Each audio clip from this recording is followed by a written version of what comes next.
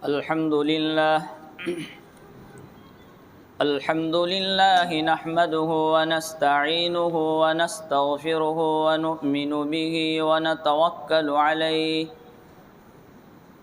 ونعوذ بالله من شرور أنفسنا ومن سيئات أعمالنا من يهده الله فلا مضل له ومن يضلله فلا هادي له ونشهد أن لا إله إلا الله وحده لا شريك له ونشهد أن سيدنا ومولانا محمدا عبده ورسوله صلى الله تعالى عليه وعلى آله وأصحابه وسلم تسليما كثيرا كثيرا وداعيا إلى الله بإذنه وسراجا منيرا أما بعد فأعوذ بالله من الشيطان الرجيم بسم الله الرحمن الرحيم والنجم إذا هوى ما ضل صاحبكم وما غوى وما ينطق عن الهوى إن هو إلا وحي يوحى قال الله تبارك وتعالى في مقام آخر وأنتم الأعلون إن كنتم مؤمنين صدق الله مولانا العظيم قال الله تبارك وتعالى في شان حبيبه إن الله وملائكته يصلون على النبي يا أيها الذين آمنوا صلوا عليه وسلموا تسليما اللهم صل على سيدنا محمد وعلى آل سيدنا محمد وبارك وسلم. قابل صد تکریم معزز علماء کرام، بزرگان محترم اور عزیز ساتھیوں، رجب کا مہینہ چل رہا ہے. رجب کا مہینہ حرمت والا مہینہ ہے. قرآن کریم میں اللہ تبارک و تعالیٰ نے اس بات کو بیان کیا ہے، ان عدت الشہور عند اللہ 12 شہرا، کہ کل 12 مہینے ہیں، اس میں سے 4 مہینے حرمت والے، 3 لگاتار، ذی القعدہ، ذی الحجہ اور محرم، اور 4تھا مہینہ رجب کا مہینہ ہے. رجب کا مہینہ حرمت کا، اس کا مطلب یہ ہے کہ اگر کوئی بندہ اس میں اعمال کرتا ہے تو اس کا ثواب بھی زیادہ ہوتا ہے، اور خدا نہ کرے اگر وہ کوئی گناہ کر بیٹھتا ہے تو اس کا وبال بھی زیادہ ہوتا ہے. حضرت انس بن مالک رضی اللہ تعالی عنہ فرماتے ہیں کہ نبی اکرم صلی اللہ تعالی علیہ وسلم جب رجب کا مہینہ شروع ہوتا تب دعا پڑھتے، اللہم بارک لنا فی رجب و شعبان وبلغنا شہر رمضان. گویا رمضان کی تیاری رجب سے شروع فرما دیتے. رجب کا مہینہ بیج ڈالنے کا مہینہ ہے، شعبان کا مہینہ پانی دینے کا مہینہ ہے، اور رمضان کا مہینہ فصل اور کھیتی کاٹنے کا مہینہ ہے. گویا آدمی کی روحانیت اور آدمی کے دل کا پاک کرنا رجب سے شروع ہوگا تو رمضان میں وہ کامل طریقے پر اعمال شروع کرے گا. حضرت نبی پاک صلی اللہ تعالی علیہ وسلم آخری نبی ہے، قیامت تک آنے والا آخری انسان جو صحیح معنی پر عمل کرنا چاہے تو وہ نبی پاک صلی اللہ تعالی علیہ وسلم کی تعلیمات پر چلے گا. ان کے خلاف چل کر کے وہ صحیح راستے پر پہنچ نہیں سکتا. چنانچہ نبی پاک صلی اللہ تعالی علیہ وسلم کی زندگی کا ہر واقعہ اور آپ کے ساتھ پیش آنے والا ہر مسئلہ امت کے لیے تعلیم ہے، امت میں سبق ہے۔ اگر آج امت مسلمہ اگر حالات سے گزر رہی ہے، سخت سے سخت حالات کا مقابلہ کر رہی ہے، الگ الگ طریقوں سے ستایا جا رہا ہے، تو نبی اکرم صلی اللہ تعالی علیہ وسلم اور صحابہ کرام رضی اللہ تعالی عنہم بھی ان حالات سے گزرے ہیں، بلکہ اس سے زیادہ خطرناک حالات سے ان کا سامنا ہوا ہے۔ اگر ان حالات پر نبی پاک صلی اللہ تعالی علیہ وسلم اور صحابہ نے لائحہ عمل جو اللہ نے بتایا تھا، اللہ نے جو طریقہ بتایا تھا، اس پر چلے اور چلتے رہے، تو اللہ تبارک و تعالیٰ نے فتح مکہ کے مطابق جو بڑی فتح آپ کو نصیب فرمائی، رحمت کے دروازے کھلے، بدر میں مدد کے دروازے کھلے، اور جنگوں میں خیبر میں مدد کے دروازے کھلے۔ تو آج بھی اگر ان حالات میں کوئی کامیاب ہونا چاہے تو اس کو چاہیے کہ وہ رسول اکرم صلی اللہ تعالی علیہ وسلم کے طریقوں کو مد نظر رکھے۔ اگر کوئی یوں کہے کہ میں اس کے بغیر کامیاب ہو جاؤں تو یہ ہو نہیں سکتا، یہ اللہ کا قانون ہے، عطل فیصلہ ہے۔ حضرت نبی پاک صلی اللہ تعالی علیہ وسلم جب شروع میں آپ نے اسلام کی دعوت کو شروع کیا، نبوت سے آپ کو سرفراز کیا گیا، نبوت جب آپ کو ملی تو آپ نے صفا پہاڑی پر جب لوگوں سے یوں کہا کہ ایک اللہ کو مانو، اس کے علاوہ کوئی معبود نہیں ہے، تو آپ کا چچا ابو لہب اس نے اس وقت یوں کہا تھا، تبا لک لہذا جمعتنا، بربادی ہو تیرے لیے، تو نے ہم کو اس لیے جمع کیا ہے۔ ایک صحابی رضی اللہ تعالیٰ عنہ فرماتے ہیں کہ میں حج کے موقع پر جب مکۃ المکرمہ پہنچا تو میں نے بازار عکاظ میں دیکھا کہ ایک آدمی لوگوں کے خیموں میں جا جا کر کے یوں کہتا، یا ایھا الناس قولوا لا الہ الا اللہ تفلحون۔ جب یہ جملہ کہتا ہے تو ایک آدمی پیچھے سے پتھر مار رہا ہے اور لوگوں سے کہتا ہے یہ پاگل ہیں، ان کی بات مت سنو، یہ ستیا گیا ہے۔ تو میں نے میرے باپ سے پوچھا، ابا جان یہ کون آدمی ہے اور یہ پیچھے پتھر مارنے والا اور لوگوں کو روکنے والا کون ہے؟ کہا کہ یہ آگے جو چل رہا ہے وہ بھتیجا ہے اور پیچھے جو چلتا ہے وہ ان کا چچا ہے، وہ لوگوں سے یوں کہتا ہے کہ اس کی بات مت مانو۔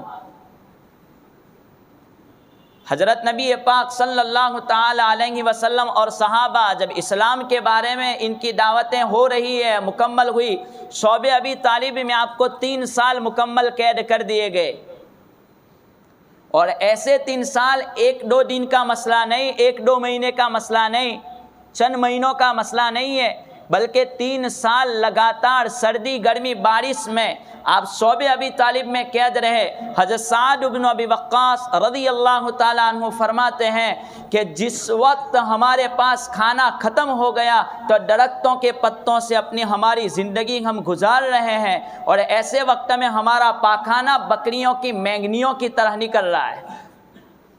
حضرت عبداللہ ابن مسعود رضی اللہ تعالیٰ عنہ بیان کرتے ہیں کہ ایک وقت رات کے وقت میں مجھے پیشاب کی حاجت ہوئی، میں پیشاب کرنے کے لیے پہنچا تو پیشاب کرتے کرتے ایک چیز میرے پیشاب کے پانی کی وجہ سے چمکنے لگی اور آواز آئی، تو میں نے وہ چیز اٹھائی تو وہ کسی جانور کا چمڑا تھا، وہ میں نے اٹھایا، میں نے جا کر کے اس کو پانی سے دھویا اور دھونے کے بعد اس کو پکایا اور وہ میں کھا گیا۔ ایسے سخت 3 سال بائیکاٹ مکمل، نہ کوئی چیز خریدنا نہ کوئی چیز بیچنا، 3 سال گزارے ہیں رسول اکرم صلی اللہ علیہ وسلم نے۔ اب 3 سال کے بعد جب رسول پاک صلی اللہ تعالی علیہ وسلم باہر نکل رہے ہیں تو حضرت خدیجہ اللہ کو پیاری ہو جاتی ہیں، جو آپ کی چہیتی ہیں، دین اسلام کی اشاعت میں جس نے اپنے روپیے ختم کر دیے۔ ابھی یہ صدمہ بھول نہیں پائے تھے کہ ابو طالب دنیا سے رخصت ہو رہے ہیں جو آپ کے چچا ہے۔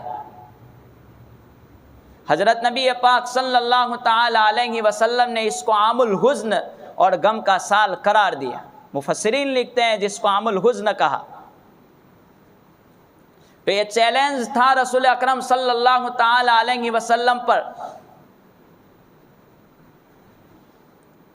اب اللہ رب العالمین کے حکم کے مطابق جب مکہ والے نہیں مانے تو اب چھوڑ کر کے جا رہے ہیں طائف کے سفر کی طرف کہ چلو ہم طائف جائیں گے۔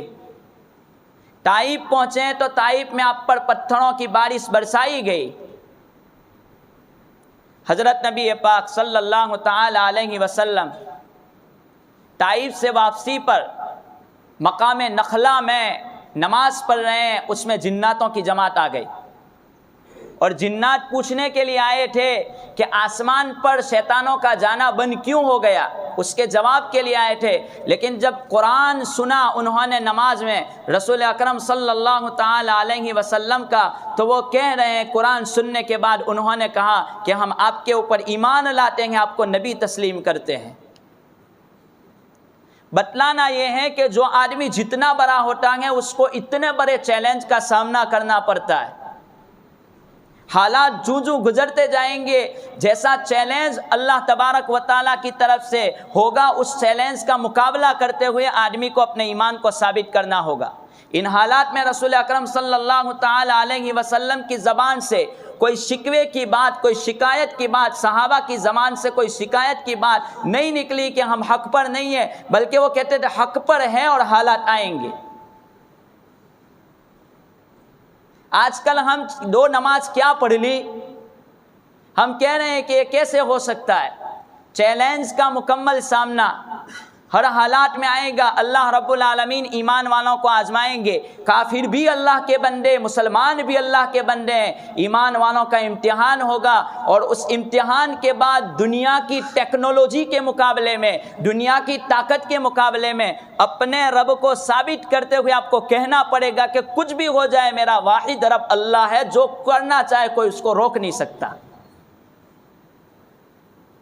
حضرت امام احمد بن حنبل رحمۃ اللہ علیہ، حضرت میمون ابن اسبغ وہ فرماتے ہیں کہ ایک مرتبہ ایک شور مچا، اس شور میں میں نے دیکھا کہ لوگ بات کر رہے ہیں۔ میں نے پوچھا یہ شور کس بات کا ہے، تو میمون اسبغ وہ یوں کہتے ہیں کہ آج ان کو کہا گیا کہ آج احمد ابن حنبل کا امتحان ہے۔ چنانچہ حضرت احمد ابن حنبل کو کوڑے مارے گئے پہلے کوڑے پر، اور معلوم ہے وہ کوڑے کیوں مارے گئے۔ بادشاہ وقت یوں کہتا تھا کہ قرآن مخلوق خدا ہے، اور امام احمد ابن حنبل کہتے کہ نہیں، یہ مخلوق خدا نہیں ہے، یہ اللہ کا کلام ہے، نہیں مانیں گے اس کو، خدا کی مخلوق نہیں مانا جائے گا۔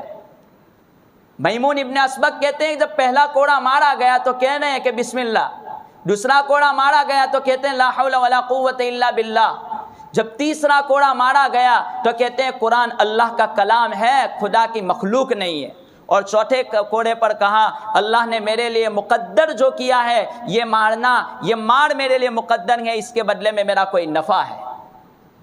میمون ابن اسبغ فرماتے ہیں جب کوڑے چل رہے ہیں ایسے وقت میں حضرت امام احمد ابن حنبل کا سطر کھل جاتا ہے، آپ کی اظہار بن اور آپ کے ناڑا، آپ کی سلوار کا پائجامے کا ناڑا ٹوٹ جاتا ہے، اور ٹوٹتے ہوئے جب پیروں تک آ جاتا ہے، حضرت امام ابن حنبل کا خطرہ ہے کہ اب میرا سطر نظر آ جائے گا، کچھ ہونٹ ہلاتے ہیں آسمان کی طرف اور وہ پائجامہ پورا اوپر چلا جاتا ہے۔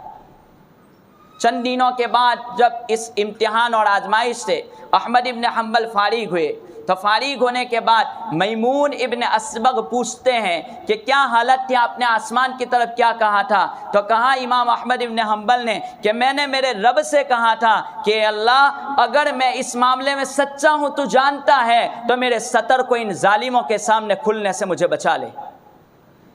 میں نے یہ دعا کرنا تھا کہ میرا سطر بند ہو گیا اور میرا پائجامہ اوپر چلا گیا۔ آج کل ہم سطر کھولنے کو، ایک امام احمد ابن حنبل سطر کھولنے کے معاملے میں اپنے رب سے دعا کر رہے ہیں، اور آج ہم اپنی ماں بہنوں کو ننگا گھما رہے ہیں، اور ہم احتجاج کر رہے ہیں کہ مسلمانوں کا پردہ سلامت رہنا چاہیے۔ ہمارے اس معاملے میں لڑائی ہے حکومتوں کے ساتھ، سب سے پہلی لڑائی ہماری اپنی ذاتوں سے ہے۔ حضرت عبداللہ ابن عمر رضی اللہ تعالی عنہما کا بیٹا جب انہوں نے اپنے ایک کنکری اپنے انگلی پر رکھ کر کے وہ یوں پھینک رہا تھا کنکری، تو بیٹے سے کہا کہ بیٹا یہ کنکری پھینکنا چھوڑ دے، اس لیے کہ میرے نبی نے اس سے منع کیا۔ بیٹا کہتا ابا جان اتنی چھوٹی کنکری یوں پھینکوں گا تو کیا نقصان ہوتا ہے؟ تو ان کے بیٹے سے مرتے دم تک وہ نہیں بولے عبداللہ ابن عمر۔ کہا کہ میرے نبی کی بات کو تو نے ہلکا سمجھا، جا میں تجھ سے بات نہیں کروں گا۔ مرتے دم تک عبداللہ ابن عمر اپنے بیٹے سے نہیں بولے۔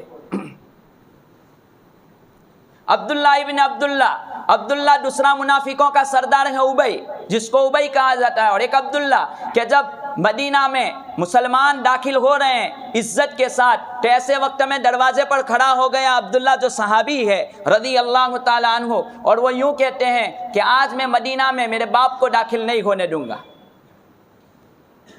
تو عبداللہ جو منافقوں کا سردار تھا وہ محمد صلی اللہ علیہ وسلم سے کہتا ہے کہ اللہ کے رسول اس کو کہو کہ مجھے اندر داخل ہونے دے۔ تو حضرت عبداللہ کہتے ہیں کہ میرا ابا اگرچہ ہے لیکن اس نے یوں کہا تھا کہ ہم عزت والے لوگ ذلیل لوگوں کو باہر نکالیں گے۔ اے محمد آپ کو انہوں نے ذلیل کہا ہے، اگرچہ میرا باپ ہے لیکن میرے محمد پر انگلی اٹھے یہ میں برداشت نہیں کر سکتا، اس کو کہو کہ وہ کہے کہ آپ عزت والے ہیں اور میں ذلیل ہوں، اس کے بعد میں اس کو اندر مکہ مدینہ میں داخل ہونے دوں گا۔ لَيُخْرِجَنَّ الْعَازُّ مِنْهَا الْأَذَلَّ، قرآن میں پوری سورہ منافقون کے نام سے اتری ہے۔ وَلِلَّهِ الْعِزَّةُ وَلِرَسُولِهِ، پھر اللہ نے کہا عزت اللہ اور اس کے رسول کے لیے ہے۔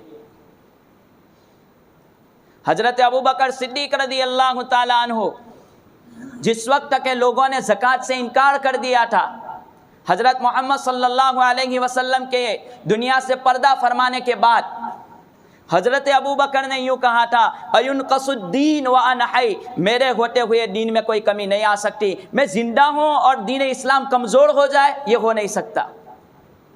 میرے بھائیوں آج غیرت ہمیں للکار رہی ہے کہ جس وقت کرناٹک کی کچھ لڑکیاں جنہوں نے آج ہماری ماں بہنیں ننگی ہو کر کے 5-5 سال ٹک ٹاک پر نئے نئے گانے بنا کر کے مشہور ہوتی ہے، وہ مشہور نہیں ہو پائی جتنی کہ ایک لڑکی 24 گھنٹے میں پردے کے ساتھ میرے نبی کے طریقوں کو اپنا کر کے وہ 24 گھنٹے میں جتنی مشہور ہوئی، اتنی مشہور 5 سال ٹک ٹاک پر گانا بنا کر کے وہ مشہور نہیں ہو پائی۔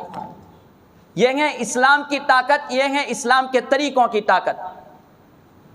ہماری غیرت بیدار ہو جانی چاہیے۔ تماچا یہی ہے کفار پر کہ ہم ہر عورت بغیر پردے کے گھر سے باہر نہ نکلے، یہ ہماری غیرت ہے۔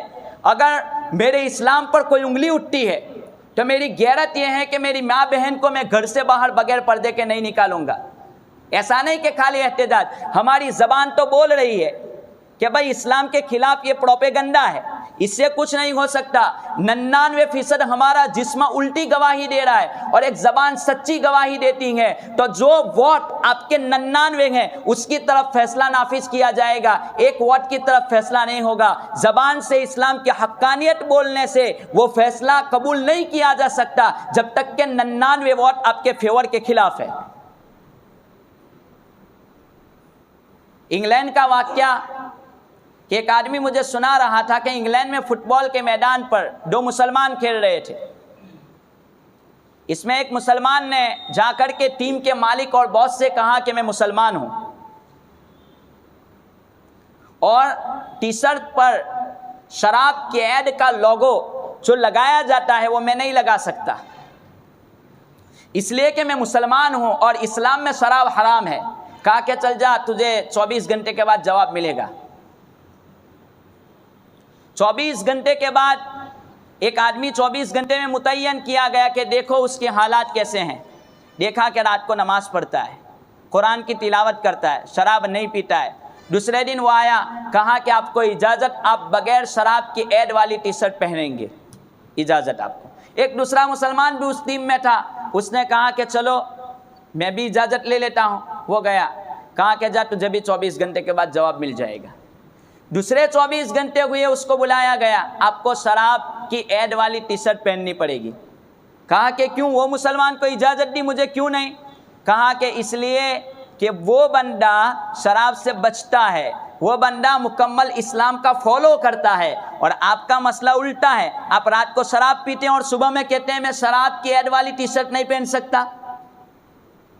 مسلمانوں، ہم لوگ آج پردے کے بارے میں اپنے دلوں میں کر رہے ہیں، تو اگر آپ سے کورٹ پوچھے مسلمان عورتوں سے، مسلمان مردوں سے کہ آپ کی ماں بہنوں کی حالت کیا ہے، تو آپ کیا کہیں گے؟ اسلام میں پردہ واجب ہے، کیا جواب ہوگا؟ تو کیوں نہیں پہنتی آپ کی ماں بہنیں؟ قاضی مجاہد الاسلام نے لکھا ہے کہ کوئی راستہ اگر ہے، اس کا ثبوت ہے تو کورٹ آپ کے فیور میں گواہی دے گی، اگر وہ راستہ نہیں ہے تو کورٹ آپ کے فیور میں گواہی نہیں دے گی۔ اگر کہیں گے ثبوت کے طور پر کہ یہاں سے 100 سال پہلے راستہ گزرا ہے، ابھی کیا ہے تو کہ ابھی بند ہے، وہاں پر گھر بن چکے، راستہ بند ہو چکا، آپ کے فیور میں فیصلہ نہیں ہوگا۔ اگر آپ اپنے پردے کو ثابت کرنا چاہتے ہیں تو کورٹ پوچھے گی کہ چلو اسلام میں پردے کا حکم ہے، اپنی ماں بہنوں کو حاضر کرو، تو آپ جواب نہیں دے پائیں گے، کیونکہ ہماری ماں بہنیں اب ٹک ٹاک پر آ چکی، ننگی ہو چکی۔ تو کیا اسلامی غیرت نہیں ہے؟ یہ خالی پردے پر حملہ نہیں ہے، یہ اسلام پر حملہ ہے، یاد رکھنا۔ آج اگر پردے کے بارے میں نہیں سدھرے، کل داڑھی کاٹنے کو بولا جائے گا، پرسوں ہمارا لباس اتروا دیا جائے گا۔ کیا آپ کفنی لہنگا نہیں پہن سکتے؟ آپ اپنے پائجامہ نہیں پہن سکتے، آپ کو وہ لباس پہننا پڑے گا جو لباس ہم پہنتے ہیں۔ تو اتنی غیرت جوش میں نہیں آتی۔ پردے کے متعلق اصل میں مرد رکاوٹ بنتے ہیں، اور داڑھیوں کے متعلق ماں بہنیں رکاوٹ بنتی ہے۔ تو میں ماں بہنوں سے گزارش کرتا ہوں کہ اگر آپ اپنے شوہروں کو کہیں کہ میں راضی تب ہوں گی جب کہ آپ کے چہرے پر داڑھی رہے گی، کیونکہ ہم اب اسلام کو ثابت کرنا ہے۔ سردار کے بارے میں پوچھنا نہیں پڑتا پورے ملک میں کہ سردار کون ہے، مسلمان کے بارے میں پوچھنا پڑتا ہے کہ مسلمان کون ہے۔ ایک آدمی مجھے یہاں سے ملا تھوڑے چند مہینوں پہلے، تو وہ مجھے پوچھتا ہے مول صاحب ہو کر کے آپ نے مجھے سلام نہیں کیا۔ میں نے کہا آپ کے اوپر سے لے کر نیچے تک مجھے کوئی ایسا ثبوت نہیں ملا کہ آپ مسلمان ہیں، کیسے میں سلام کروں؟ آپ تو مجھے جانتے ہیں، میرے چہرے سے آپ کو اندازہ لگ گیا ہوگا کہ میں مسلمان ہوں، تو آپ مجھے سلام کر لیتے۔ خالی اشکال کرنے کی بات ہے تو آپ کس بہانے مجھ پر اشکال کر رہے ہیں؟ کیسے میں سلام کروں؟ اگر کوئی غیر کو میں سلام کر دیتا تو وہ مجھ سے لڑائی جھگڑے کے لیے کھڑا ہو جاتا۔ تو مسلمانوں، سب سے پہلا احتجاج ہمارا اپنی ذاتوں سے ہے۔ اگر ابھی بھی ہمارا ضمیر نہیں جاگتا ہے تو ڈوب جانا چاہیے ہمیں، کہ جہاں لڑائیں گے پردے کے متعلق، وہاں پر ابھی تک ہم اپنی ماں بہنوں کو ننگی باہر نکالیں گے۔ نچاؤ اپنی لڑکیوں کو شادیوں میں، نچاؤ اپنی عورتوں کو اسٹیج پر بٹھاؤ۔ اب دیکھیں گے وہ دن، جس دن سے ہم ڈر رہے تھے، دیکھ لو وہ دن۔ آج جب حکومت نے اور جب پوری دنیا کے ورلڈ آرگنائزیشن نے، جب یہ ورلڈ ہیلتھ آرگنائزیشن نے جب یہ ماسک کے متعلق کہا کہ پورے لوگ ماسک پہنیں گے، تب سارے لوگ کھڑے ہو گئے کہ ماسک پہنو بیماریاں بڑھتی ہے۔ ارے پردہ نہیں پہنے کہ اللہ کا عذاب آئے گا۔ آج کون بندہ کھڑا ہوتا ہے مرد مجاہد کہ انشاءاللہ آج سے میں اپنی ماں بہن کو بغیر پردے کے اپنے گھر سے باہر نہیں نکال سکتا؟ کیا دنیا کی طاقت اللہ کی طاقت سے زیادہ ہے؟ اتنا نہیں کر سکتے۔ دنیا کی طاقت سے ڈرتے رہے، خدا کی طاقت کو بھول گئے۔ اگر کوئی مولوی کھلے عام ممبر پر بیٹھ کر کے، کرسی پر بیٹھ کر کے بات کہتا ہے تو لوگ کہتے ہیں کہ مول صاحب بڑے گرم ہے۔ ارے مول صاحب تمہارے گناہوں کی تعریف کرے، حکمت اس میں بھی پہچانے، گناہ کرے اس میں بھی حکمت پہچانے رہے۔ کیا چلو مول صاحب نے حکمت سے ساتھ کام لیا، گناہ میں کیسی حکمت آ گئی؟ تم مسلمان ہو، مسلمان کے ساتھ کیسی حکمت؟ اس معاملے کو بڑے دل سے سمجھنے کی ضرورت ہے۔ نیت کرے ہر بیٹھنے والا آدمی کہ اگر عورتیں بوڑھی ہو گئی، میک اپ لگا کر کے باہر نکلتی ہیں، لیکن پردے کے بارے میں قبر میں پیر لٹکائے ہوئے ہیں، لیکن ابھی پردے کے بارے میں اس کا ضمیر بیدار نہیں ہوتا، کیا آپ اپنے شوہروں کے لیے تیار ہوتی ہے یا غیروں کے لیے تیار ہوتی ہے؟ تو غیروں سے لڑائی بعد میں ہوگی، پہلے اپنے جسم سے لڑائی کرو، اپنی ذاتوں سے لڑائی کرو، تب جا کر کے آپ کامیابی۔ حضرت عمر ابن عبدالعزیز رحمت اللہ علیہ اپنے لشکر کو روانہ کر رہے ہیں، جاؤ جہاد کے لیے آپ جا رہے ہیں، لیکن یاد رکھنا اگر آپ کا مقابلہ لشکر کا مقابلہ لشکر کے ساتھ ہوگا تو جو لشکر غالب ہوگا وہ جیت جائے گا، لیکن اگر کفر کا مقابلہ دین اسلام کے ساتھ ہوگا تو دین اسلام غالب ہوگا، اس لیے کہ دین اسلام حق ہے اور کافر لوگ یہ باطل ہے۔ تو ہمارا مقابلہ فرد کے ساتھ ہے، اسلام کے ساتھ نہیں ہے۔ اگر صحیح معنوں میں ہمارا اسلام ہوتا تو ہمارا مقابلہ کفر کے ساتھ ہوتا۔ تو ذرا دل سے سوچیں، اپنا ہاتھ کم سے کم کھڑا کریں کہ انشاءاللہ اس سے میری ماں بہن نہیں نکلے گی بغیر پردے کے۔ کون تیار ہے اس مسئلے کو لے کر کے؟ اس میں شرم نہیں کرنا ہے، بولو غیرت ہے، اسلامی غیرت۔ اگر نہیں ہے، اللہ کے رسول کل سوال کریں گے کہ جب میرے پردے کے بارے میں قرآن کے مقابلے میں جب اچھالا گیا پردے کو قرآن کے بارے میں تو تم لوگ سوتے رہے، اپنی ماں بہنوں کو ننگی پھراتے رہے، کیا جواب دو گے؟ کیا منہ دکھاؤ گے؟ یہ آخری دور ہے، اس دور میں مسلمانوں کو آزمایا جائے گا، امتحان لیا جائے گا، اور اس امتحان میں یہ چیلنج ہے کافروں۔ اللہ تبارک و تعالیٰ نے اسلام کا چیلنج رکھا ہے، اب چیلنج میں آپ کو اترنا ہے۔ کیسے مقابلہ کریں گے چیلنج کا؟ خالی بول کر کے ایک آدمی کرکٹ کے میدان پہ باہر بول کے کہ میں 6 بال میں 6 چھکے لگا دوں گا، بہت اچھی بات ہے، میدان میں جا کر کے لگاؤ 6 بال میں 6 چھکے۔ تو آج مسلمان زبان سے بولے ہم پردے کا وروध کرتے ہیں، پردے کے بارے میں ہم قانون نافذ نہیں ہونے دیں گے، اس سے کیا مطلب؟ آپ جب بازار نکلیں تو پردہ پہن کر کے نکلو، تب جا کر کے آپ اپنے اسلام کے دعوے میں پکے ہیں، ورنہ جھوٹے ہیں۔ یہ خالی جمع خرچ ہے، ایسا کچھ نہیں ہے۔ تو نیت کریں کہ انشاءاللہ ہماری ماں بہن اگر بڑی بوڑھی ہو چکی، اگر نوجوان بیٹی ہے تو انشاءاللہ پردے کے ساتھ ہمارا کام ہوگا ہر ایک۔ یہ تماچا ہے، بہت بڑا تماچا ہے، اگر وہ چند لڑکیوں کو روکیں گے آج پورا ہندوستان بغیر پردے کے باہر نہیں نکلے گا۔ انشاءاللہ نیت کرو، کچھ نہیں ہے، یہ میں 3 دن 40 دن 4 مہینے کی تشکیل نہیں کرتا ہوں، کم سے کم اتنی تشکیل کے پردے کے ساتھ باہر نکلو۔ ماں بہنوں سے بھی میری گزارش ہے اور یہاں بیٹھنے والے مردوں کی بھی گزارش ہے کہ ہماری غیرت مر نہیں گئی ہے، میری ماں بہن کی طرف کوئی نگاہ نہیں اٹھا سکتا، تو ایک غیرت کو جوش میں لاؤ اور غیرت کے بعد کہو کہ نہیں تو پہنے گی پردہ۔ یہ باتیں ہیں۔ حضرت احمد ابن حنبل رحمۃ اللہ علیہ کا جنازہ جب یہ بات ہوئی تو ان کو کوڑے لگائے گئے، احمد ابن حنبل کو۔ تو کوڑے لگانے کے بعد امام شافعی رحمۃ اللہ علیہ جو ان کے شاگرد ہے احمد ابن حنبل کے، اور احمد ابن حنبل ان کے شاگرد امام شافعی کے، انہوں نے کہا جن کپڑوں پر کوڑے لگائے گئے وہ کپڑے لاؤ۔ وہ کپڑے پانی میں ڈالے گئے، اس کو دھویا گیا، اور جو پانی بھی نکلا اس پانی سے امام شافعی رحمۃ اللہ علیہ وہ پانی پی گئے کہ اسلام کے خاطر ہے۔ اور جب احمد ابن حنبل رحمۃ اللہ علیہ کا جنازہ رخصت ہو رہا ہے، انتقال ہوا، جنازہ بغداد کی گلیوں سے گزر رہا ہے، تو 20,000 غیر مسلم جنازہ دیکھ کر کے اسلام میں داخل ہوئے ہیں۔ اور جب پوچھا میمون ابن اسبغ نے کہ کیا گزرا آپ کے اوپر، کیا گزری جب آپ کا، اللہ نے کیا کہا؟ اللہ نے میری مغفرت کر دی۔ کہا کیسے مغفرت کر دی؟ کہا کہ اللہ تعالیٰ نے کہا کہ میرے واسطے تجھے کوڑے لگائے گئے؟ کہا کہ ہاں اللہ تیرے دین کے خاطر مجھے کوڑے پڑے۔ ایک کوڑا اتنا زور سے پڑتا تھا کہ اگر ہاتھی کو لگ جاتا تو ہاتھی بلبلا اٹھتا۔ تو کہا کیا انعام؟ تو کہا کہ دیکھ اب میری وجہ سے تجھے یہ طوفان بھگتنا پڑا ہے، تو سن لے اب میں میرا چہرہ، میرا دیدار تیرے لیے جائز کر دیتا ہوں، میرا دیدار تو کرتا رہ، تیرے جی کو تو بھرتا رہ۔ ہم چاہتے ہیں آسانیاں، اگر چاہتے ہیں تو نبی پاک صلی اللہ تعالی علیہ وسلم کی زندگی میں نے آپ کے سامنے رکھی۔ اب اس کے بعد کیسے آسانیاں پیش آئی وہ انشاءاللہ آئندہ مضمون۔ اللہ تبارک و تعالی ہم تمام کو ان باتوں پر عمل پیرا ہونے کی توفیق عطا فرمائے۔ آمین وآخر دعوانا الحمدللہ رب العالمین۔